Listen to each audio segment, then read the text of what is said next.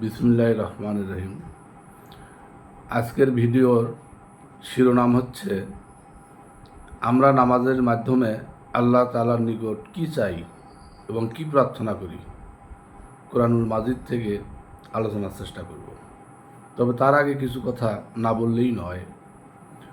মূলত কথাগুলো আমি কোরআন থেকেই বলি, তবে দীর্ঘদিনের সাধনার, দীর্ঘদিনের চর্চায়,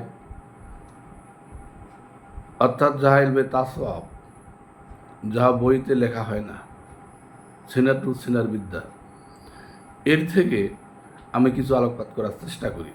সে কারণে হয়তো কথাগুলো অনেকের কাছে বোধগম্য নাও হতে পারে, তবে ইহাই বাস্তব, মহাসত্য, সুন্দর, সঠিক, যাহা চর্চার মাধ্যমে, অনুশীলনের মাধ্যমে ধীরে ধীরে নিজের মধ্যেই উদয় হবে, যদি সংযোগ নবী এবং আল্লাহ তাআলাতে হয়ে যায়। ইহা একদিনে সম্ভব নয়। যেমন বাধাই করা ঘাট সিমেন্ট বালু দ্বারা নির্মিত, মাটির কলস রাখতে রাখতে ধীরে ধীরে একসময় সে ঘাটও ক্ষয় হয়ে যায়। তেমনি দুঃসাধ্য কিছুই নয়, সব সাধ্যের মধ্যে, তবে অনুশীলন এবং চর্চা রাখতে হবে এবং তাহা সূত্র মোতাবেক। তাই আমি বলবো যে আমার কথাগুলো বিভ্রান্তমূলক বটেই নহে, আত্মচেতনামূলক। যে সঠিক সময়ে মানতে পারবে সে নিজের মধ্যেই প্রতিফলন, ফল প্রাপ্তি হবে। যেনারা বুঝতে পারবেন না তেনারা চর্চা করার চেষ্টা করবেন। আত্মজ্ঞান সম্পন্ন মানুষের পরশে গিয়ে নিজের আত্মাকে জাগ্রত করার চেষ্টা করবেন। দেখবেন ইবাদত বন্দেগীতে সব সব নগদ নগদ এসে যাবে, ফল দেখতে পাবেন। তো এখন মূল আলোচনায় যাই। আমি আজকে আলোচনা করব সূরা ফাতিহা আয়াত নং 6। এখানে বলা হয়েছে ইহদিনাস সিরাতাল মুস্তাকিম। তাফসীরকারীগণ তাফসীর করেছে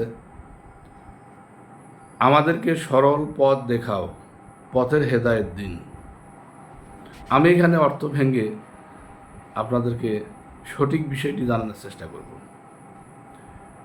ইহদিনাস অর্থ হচ্ছে দিনের জন্য, আখিরাতের জন্য, স্রষ্টা ও সৃষ্টির বিষয়ে আশয়কে দিন বলা হয়।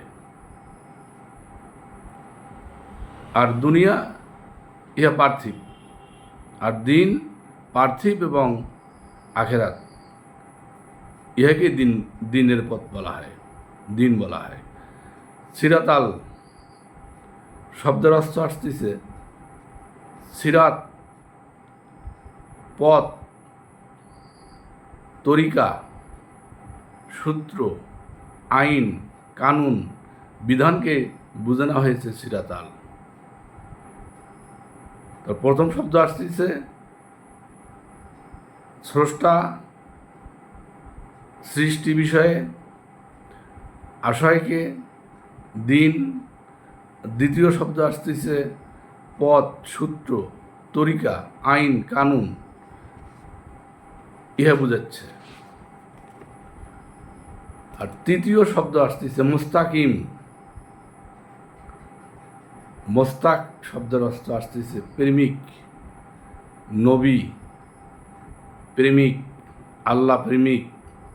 প্রেমে যে পরিপূর্ণ মানুষটি, সেই মানুষটিকেই মোস্তাকিম বলা হয়েছে। এখন মুক্ত আলোচনায় আসা যায়। আমাদেরকে সেই পথ, দিনের পথ, যে পথ ধরে আল্লাহর হাবিব, আল্লাহ রাসূল, অলি আল্লাহ, গাউস কুতুব, এনাদের যে পথ, ইলমে তাসওয়াব, এনাদের সিনায় যে বিদ্যা রয়েছে, সে বিদ্যায়, সে আইনে, সে কানুনে ধরে আল্লাহতে পৌঁছার জন্য যে নিয়ম নীতি কানুন বা পথ বা তরিকা বলা হয়, ইহাকেই বোঝানো হয়েছে। এবং এই পথকেই, এই মোস্তাকিমের পথকেই, এই মোস্তাকিমকেই চাওয়া হচ্ছে কার মাধ্যমে? সূরা ফাতিহায় আয়াত নম্বর 6, ইহদিনাস সিরাতাল মুস্তাকিম। আমরা ইবাদত বন্দেগী যে করি, কি কারণে করি? আল্লাহর হাবিবকে সন্তুষ্ট করার জন্য, এবং সন্তুষ্ট করে আল্লাহকে পাওয়ার জন্য। আমরা মানুষ, সাধারণ মানুষ। এই সাধারণ মানুষ যখন আল্লাহতে নিজেকে সমর্পিত করতে পারে, তখন সে অসাধারণ হয়ে যায়, অলি আল্লাহ হয়ে যায়, আল্লাহওয়ালা হয়ে যায়, গাউস কুতুব হয়ে যায়, আলদিন হয়ে যায়। রিসালাতের জামানায় নবী রাসূল আল্লাহ প্রেরিত মহাপুরুষ, আর বেলায়েতের জামানায় নবী রাসূলের প্রেম মহব্বতে এবং সে সূত্র মোতাবেক যখন আল্লাহতে পৌঁছে যায়, তারা অলি আল্লাহ হয়ে যায়। এনারা মোস্তাকিম, নবী রাসূলগণ মোস্তাকিম। রিসালাতের জামানায় নবী রাসূলে পৌঁছা, বেলায়েতের জামানায় অলি আল্লাহতে পৌঁছা। ইহাই আমরা চাচ্ছি এই ইবাদতের মাধ্যমে, বন্দেগীর মাধ্যমে, সালাতের মাধ্যমে। সালাত মানে সংযোগ। এই সংযোগ প্রাপ্তির জন্য আমরা এই সূরা ফাতিহা পাঠ করে আমরা ফরিয়াদ করতেছি আল্লাহর দরবারে, যে আপনার মুস্তাকিমের, অর্থাৎ আপনার বন্ধুর এবং অলি আল্লাহর সিনায় রাসূল পাক সাল্লাল্লাহু আলাইহি সাল্লাম নবীগণের ওহী আসতো, আর বেলায়েতে অলি আল্লাহগণের মধ্যে ইলহাম আসে, যাহা আল্লাহর বাণী। রিসালাতের জামানায় নবী রাসূলগণের ওহীর মাধ্যমে কিতাবের আবির্ভাব, আর বেলায়েতে অলি আল্লাহর মাধ্যমে, ওহীর মাধ্যমে সিনা টু সিনায় জ্ঞান দান করে মানুষকে আশরাফুল মুখলুকাতে উপনীত করাই একমাত্র কাম্য। আর সে পথ ধরে হাবিবকে দর্শন করা, আকায়ে নামদার তাজদারে মুস্তফা সাইয়্যিদুল মুরসালিন খাতাবুন নাবিন, যে দেহ পাত হয়েছে সোনার মদিনায় অবস্থান করছে, তাকে দর্শন করা এবং সে মাধ্যমেই আল্লাহতে পৌঁছাই একমাত্র লক্ষ্য। তাই আসুন আমরা কি ইবাদত করি, কি বলি, আমরা বুঝে শুনে তা পালন করার চেষ্টা করি এবং আল্লাহতে পৌঁছার জন্য সালাত কায়েম করি। এ বলেই আজকের মতো আমি আমার বক্তব্য এখানেই শেষ করছি। ও আখিরি দাওয়ানা ওয়াহিল্লাহিল হামদ।